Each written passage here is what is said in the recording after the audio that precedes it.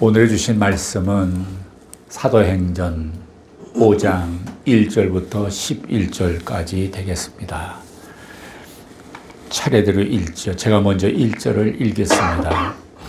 아나니아라 하는 사람이 그 안에 삽비라로 더불어 소유를 팔아 그 값에서 얼마를 감춤해 그 안에도 알더라. 얼마를 가져다가 서도들의 발 앞에 두니 베드로가 가로되 아나니아야 어찌하여 사단이 내 마음에 가득하여 내가 성령을 속이고 땅값 얼마를 감추었느냐. 땅이 그대로 있을 때에는 내 땅이 아니며 한 외도 내 힘으로 할 수가 없느냐. 어찌하여 이 일을 내 마음에 두었느냐. 사람에게 거짓말한 것이 아니요 하나님께로다. 아나니아가 이 말을 듣고 엎드러져 혼이 떠나니 이 일을 듣는 사람이 다 크게 두려워하더라.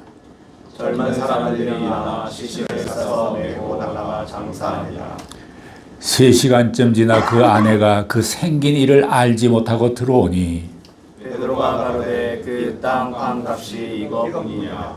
내게 말하라 하니 가로되 예 이거뿐이로라. 베드로가 가로되 너희가 어찌 함께 꾀하여 주의 영을 시험하려 하느냐. 보라, 내 남편을 장사하고 오는 사람들의 발이 문 앞에 이르렀으니 또 너를 메어 내가리라 한대. 곧 베드로의 발 앞에 엎드러져 혼이 떠나는지라. 젊은 사람들이 들어와 죽은 것을 보고 메어다가 그 남편 곁에 장사하니 함께 읽죠. 온 교회와 이를 듣는 사람들이 다 크게 두려워하더라. 두려워하니라. 아멘. 오늘의 말씀은 성령과 거짓영 제목이 되겠습니다. 오늘 이 사도행전에 나온 기록한 이 사건은 아마 여러분들이 교회 생활을 쭉 해왔으면 잘 기억하실 것입니다. 우리의 삶에는 좋은 일이나 축복만 있는 것이 아닙니다. 때로는 위기의 순간이 찾아오기도 합니다. 그러나 문제는 그 위기를 어떻게 겪느냐, 그 위기를 어떻게 우리가 극복하느냐에 따라서 축복이 계속될 수도 있고 또는 심판이 올 수도 있습니다. 초대교회 때에 성령께서 불같이 임했을 때에 기적과 능력이 나타나지 않았습니까? 그리고 회개하는 역사가 일어났습니다. 하루에 3,000명이 회개하고 세례를 받았다라고 성경은 기록하고 있습니다. 성령의 역사가 임하자 성도들 사이에 자기 물건을 필요에 따라서 서로 나누는 일들이 벌어졌습니다. 성령의 역사로 말미암은 영적인 변화는 모든 사람이 이해를 합니다. 그러나 성도들 사이에 물질적인 변화까지 일어난다는 것은 참으로 놀라운 일입니다. 사람들은 하나님을 믿으면서 동시에 돈의 위력도 믿습니다. 뜻이 하늘에서 이루어진 것 같이 땅에서도 이루어지게 하옵소서라고 기도하신 예수님의 말씀처럼 정말로 하나님의 뜻과 하나님의 나라가 이 땅에, 이 지상에 우리 같은 죄인들 속에서 이루어진 것입니다. 사람들은 유토피아와 같은 이상사회, 이상국가를 꿈꾸면서 이데올로기 투쟁을 해왔습니다. 그러나 세월이 갈수록 역사가 진행될수록 세상은 더 악해질 뿐입니다. 문명이 사라지기도 하고 문화는 타락을 향해 가고 있습니다. 그것이 우리가 사는 세상입니다. 그런데 그들에게 성령이 임하자 서로 물건을 나누고 삶을 나누는 하나님의 나라를 경험하기 시작했습니다. 죄인이었던 우리들, 살아가면서 또 죄를 지을 수밖에 없는 평범한 자들이 여기 모였지만은 성령님이 계시면 우리는 놀라운 새 가정과 새 사회와 새 세계를 경험할 수가 있습니다. 초대교회 성도들이 그런 경험을 한 것이죠. 그러나 이런 성령의 사회에 하나님의 나라를 마귀가 그냥 구경만 하고 있을 리가 없었습니다. 이 마귀는 희시탐탐 때를 엿보면서 오순절의 성령 공동체를 파괴하고 분열시키기 위해서 우는 사자처럼 우리를 지켜보고 있는 것입니다. 하나님께서는 아담과 이브를 만드셨습니다. 에덴 동산을 만들어 주셨습니다. 마귀가 그것을 지켜보고 있다가 뱀의 모습으로 이브에게 찾아가고 아담까지 깨어서 선악과를 먹게 함으로써 하나님의 축복을 빼앗아 버린 것입니다. 마귀는 교회를 파괴하고 분열시키기 위해서 열심히 부지런히 활동합니다. 많은 교회가 자기들끼리 싸우기도 합니다. 자기 생각과 맞지 않으면 상대를 이해하기에 앞서 정죄하고 화를 내고 소리를 높입니다. 어떤 면에서는 우리를 스스로 잡아먹으라고 마귀에게 자신을 내어주고 있어요. 애초부터 마귀가 접근치 못하게 해야 합니다. 마귀가 제일 두려워하는 것이, 제일 싫어하는 것이 예수님의 보혈입니다. 그래서 여러분 모두가 매일 아침 일어나시면 기도할 때 이렇게 한번 선포하십시오. 나 누구는 오늘도 예수 그리스도의 보혈에 적신받고 있노라. 아멘. 이렇게 선포하면 마귀가 보혈의 얘기를 두고 도망을 갑니다. 죄가 멀리 도망가게 됩니다. 한번 그렇게 해보십시오. 근데 이런 마귀의 시험이 사도행전 5장에 이렇게 나타납니다. 오늘의 본문 1절과 2절을 함께 보시기를 바랍니다. 1, 2절 시작.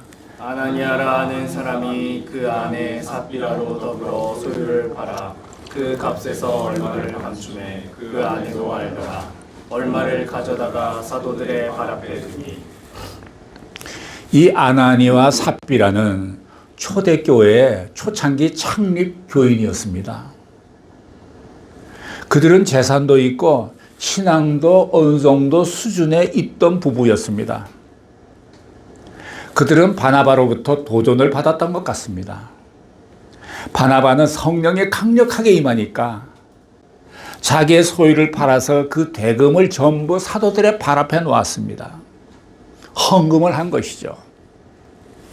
교회의 가난한 자들과 필요한 것을 위해서 사용하도록 했습니다. 참된 구제는 성령님을 통해서 일어납니다. 인간이 자기의 도덕이나 양심이나 휴머니즘으로 구제하면 사람이 드러납니다. 그러나 성령으로 구제하면 사람은 감추어지고 하나님만이 드러납니다. 세상에서 구제하면 사람들이 박수를 쳐주고 그를 존경합니다. 그러나 성령으로 인해 구제가 일어나면 하나님께 영광을 올리게 되는 것입니다. 아마 사람들은 바나바를 존경했을 거예요. 사람들은 그의 인격에 감동했을 거예요. 이 아나니아 삽비라는 바로 그 바나바에게 질투를 느꼈던 것 같습니다. 예수 믿는 사람들이 하나님 때문에 헌금하고 구제하는 일이 있지만 옥이나 질투로 하는 경우도 사실 있습니다. 아나니아와 삽비라가 바로 그런 경우입니다. 사람들의 존경과 칭찬을 받는 바나바를 보면서 그들은 질투를 느끼지 않을 수 없었습니다. 그래서 그들도 자기의 소유를 팔아서 그 일부를 사도들 앞에 놓았습니다. 객관적으로 보면 바나바의 구제나 아나니아의 구제가 똑같은 것입니다. 성경은 그들이 그 값에서 얼마를 감춤해라고 기록하고 있습니다. 이것이 바나바와 아나니아의 차이입니다. 바나바는 성령에 이끌려서 구제를 했습니다. 그러나 아나니아와 삽비라는 성령에 이끌리는 것이 아니라 질투와 시기심과 경쟁코자 인위적으로 구제를 한 것입니다. 하나님께서 우리에게 주시는 메시지가 바로 이 부분에 있습니다. 사탄의 가장 무서운 공격은 외형적으로 나타난 것이 아니라 은밀하게 비밀스럽게 둘만의 대화 속에서 사람을 속이고 거짓 영을 집어넣는 것입니다. 마귀는 초대교회의 성령 공동체를 파괴하는 가장 무서운 무기로 거짓말하는 영, 속이는 영을 아무도 모르게 아나니아와 삽비라의 마음속에 심어놓은 것입니다. 겉으로는 교회가 부흥하고 구제하고 선교할 수 있습니다. 큰 소리로 사람들의 박수갈채를 이끌어낼 수도 있습니다. 그러나 그 속에 무엇이 있느냐가 중요합니다.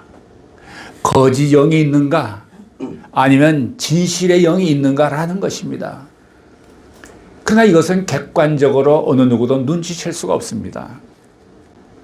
마귀는 은밀하고도 조용하게 거짓의 영을 그 공동체에 살짝 심어놓기 위해서 씨를 뿌리려고 그 작업을 하였던 것입니다. 여기에 아나니아와 삽비라가 걸려들었습니다. 이들은 초대교회 창립 멤버이고 헌신된 사람이었습니다. 체면이나 형식으로라도 자기 땅을 팔아서 헌금할 정도면 대단한 것 아닙니까? 그들을 쉽게 보면 안 됩니다. 그들의 문제는 신앙이 내면적인 것보다는 외형적이었다는 데 있습니다. 사람들이 나를 어떻게 보느냐에 많은 관심을 가지고 있었습니다. 하나님이 어떻게 생각하느냐는 덜 중요했던 것입니다. 너무나 많은 사람들이 이 부분에서 실수를 합니다. 열심도 있고 헌신도 있고 희생도 있습니다. 그러나 하나님이 나를 어떻게 생각하느냐 보다는 사람들이 나를 어떻게 보느냐에 관심이 더 많은 것입니다. 이런 것은 결코 좋은 일이 아닙니다. 문제는 하나님이 어떻게 보시느냐입니다. 우리는 교회에서 신앙생활 하면서 상처를 많이 받습니다. 왜 상처를 받나요? 사람을 보기 때문입니다. 사람들이 나를 어떻게 생각하는가를 생각하기 때문입니다. 사람 때문에 시험이 되는 것입니다. 그래서 사도 바울은 에베소서에서 이런 말을 했습니다. 마귀로 틈을 타지 못하게 하라. 이렇게 외형적이고 체면을 중시하는 신앙생활이었던 아나니아와 삽비라는 마귀가 그냥 그들을 보고 스쳐갈 리가 없습니다. 걸려들였습니다. 결국 마귀는 그들을 점 찍어서 자기의 도구로 삼았습니다. 이들은 사람들로부터 칭찬받고 박수 받고 싶은 인간적인 동기가 숨어 있었습니다. 그리고 마귀가 그 틈을 여지없이 공격해 들어간 것입니다. 마귀는 우리에게 여러 가지 합리적인 이유를 걸어서 화를 내라, 신경질을 내라, 불평을 해라 이렇게 충동을 합니다. 마귀는 없는 것을 하지 않습니다. 있는 것을 가지고 부정적으로 보게 합니다. 너도 인간이 아니냐? 너도 자존심이 있지 않느냐? 너는 왜 바보같이 당하고만 있느냐? 이렇게 마귀가 계속해서 공격할 때 여러분은 어떻게 하시겠습니까? 이런 일은 당신이 좋은 선한 일을 할 때에 더 많이 일어납니다. 왜냐하면 내 마음의 동기가 순수하지 않고 인간적인 다른 뭔가가 있기 때문입니다. 보통은 한참 당하고 나서 나중에 깨닫습니다. 마귀는 아주 설득력 있게 거부감을 느끼지 못하도록 타당성 있게 자연스럽게 접근을 합니다. 그래서 많은 사람이 넘어갑니다. 그래서 우리는 영적인 분별력, 통찰력이 있어야 합니다. 경험으로 보면, 제 경험으로 보면 내 믿음으로 감당하기 어려운 것도 있어요. 그때는 항상 주의 지팡이와 막대기가 나를 안위하시고 보호해 주셨습니다. 아주 교묘하게 전혀 빠져나갈 상황이 안 될 때 내 믿음과 이성으로 거부하거나 막기 어려울 때마다 주님의 지팡이와 막대기가 나를 보호해 주셨음을 고백할 수가 있습니다. 그래서 제가 매일 아침 기도 시간에 시편 23편을 먼저 낭독을 하고 기도를 시작합니다. 자, 이제 3절 한번 보시기를 바랍니다. 3절 함께 읽죠. 시작. 베드로가 가로되 아나니아야 어찌하여 사단이 내 마음에 가득하여 내가 성령을 속이고 나쁜 얼마나 받더냐. 하나님의 성령은 결코 마귀에게 속지 않습니다. 성령 충만한 사람은 못 속입니다. 가정에서도 부인이 성령 충만하면 남편이 함부로 못 대합니다. 그 영적인 권위 앞에 눌립니다. 그래서 기도하는 부인, 기도하는 남편을 가볍게 볼 수 없습니다. 아나니아는 베드로 앞에서 딱 걸린 것입니다. 아나니아야 어찌하여 사탄이 내 마음에 가득하냐? 거짓 영을 심으려 했던 마귀의 세력을 베드로가 본 것입니다. 성령의 사람들은 마귀가 속삭거리면 이것은 하나님의 생각이 아니다, 하나님의 말씀이 아니다라고 거부합니다. 반면에 말씀이 없는 사람들은 사탄의 생각을 자기 생각으로 착각합니다. 사탄은 어떤 사람들을 우울하게 만듭니다. 사탄은 어떤 사람들을 화나게 만듭니다. 그런데 화를 낼 만한 이유가 있습니다. 그 화가, 그 분노가 사탄의 것인지 아닌지 24시간 지나면 알 수 있습니다.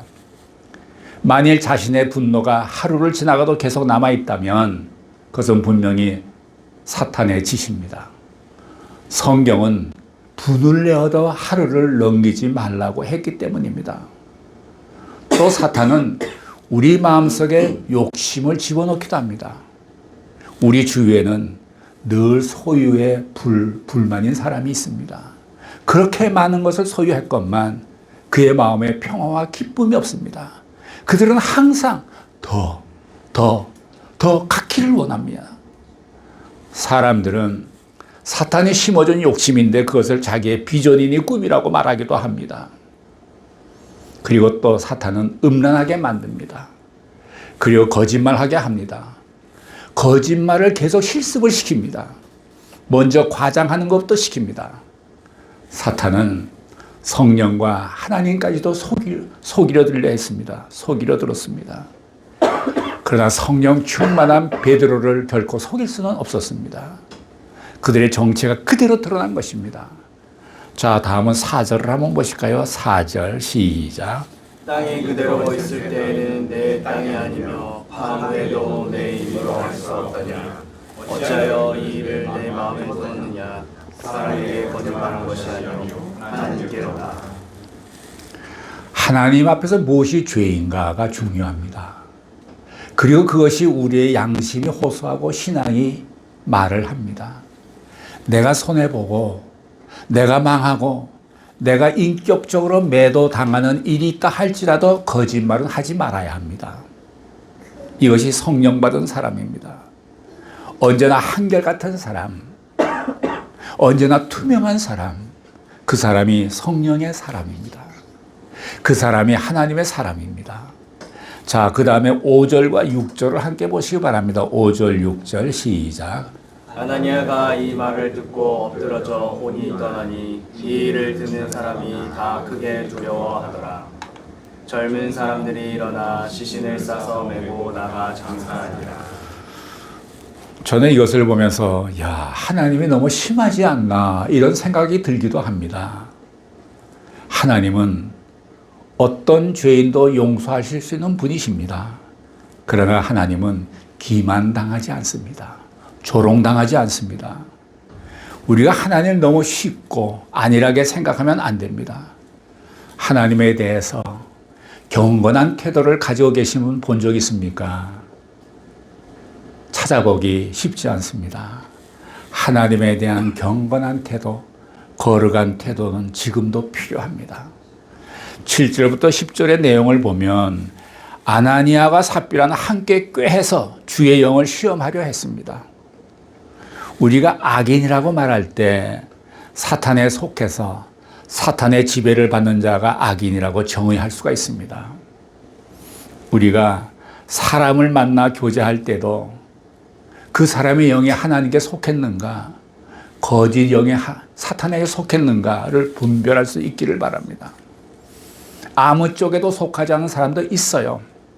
그리고 거짓말하는 사람, 늘 불평하며 이간질하는 사람, 말이 왔다 갔다 하는 사람, 음모를 꾸미는 사람들은 가까이 하지 마십시오.